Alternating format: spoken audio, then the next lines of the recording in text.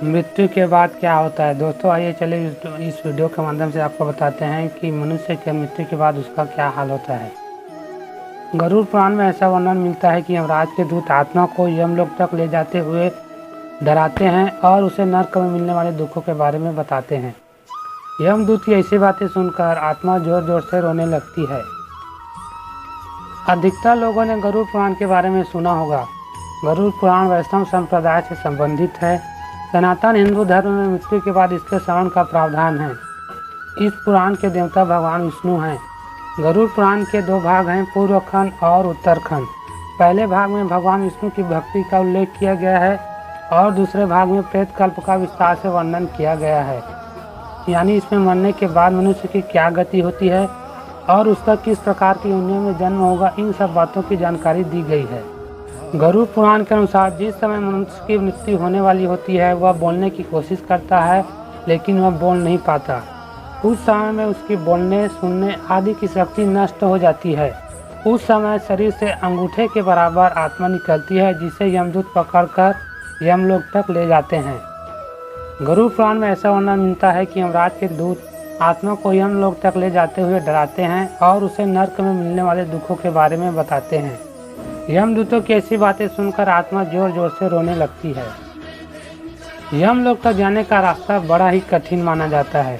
जब जीवात्मा तपती हवा और गर्म बालू पर चल नहीं पाती और भूख प्यास से व्याकुल हो जाती है, तब यमदूत उसकी पीठ पर चाबुक मारते हैं और उसे आगे बढ़ने के लिए कहते हैं। वह आत्मा जगह जगह गिरती है और कभी बेहोश भी हो जाती है।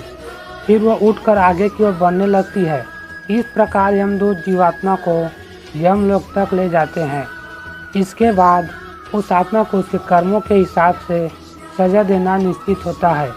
इसके बाद वह जीवात्मा यमराज की आज्ञा से फिर से अपने घर आती है। कहा जाता है कि घर आकर वह जीवात्मा अपने शरीर में फिर से प्रवेश करना चाहती है, लेकिन यमदूत उसे अपने बंधन से मुक्त नहीं करते और भूख प्यास के कारण आत्मा रोने लगती है।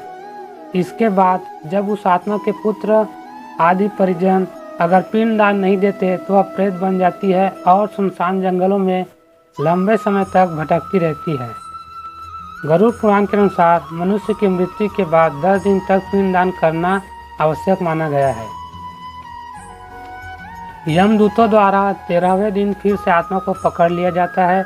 इसके बाद वह भूख प्यास से तड़पती हुई 47 दिन तक लगातार चलकर यमलोक पहुंचती है। गरुड़ पुराण के अनुसार बुरे कर्म वालों को नरक में कड़ी सजा दी जाती है।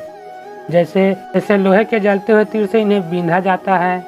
लोहे के नुकीले तीर में पाप करने वालों को पिरोया जाता है। कई आत्माओं को लोहे की बड़ी चट्टान के नीचे दबाकर सजा भी दी जाती है।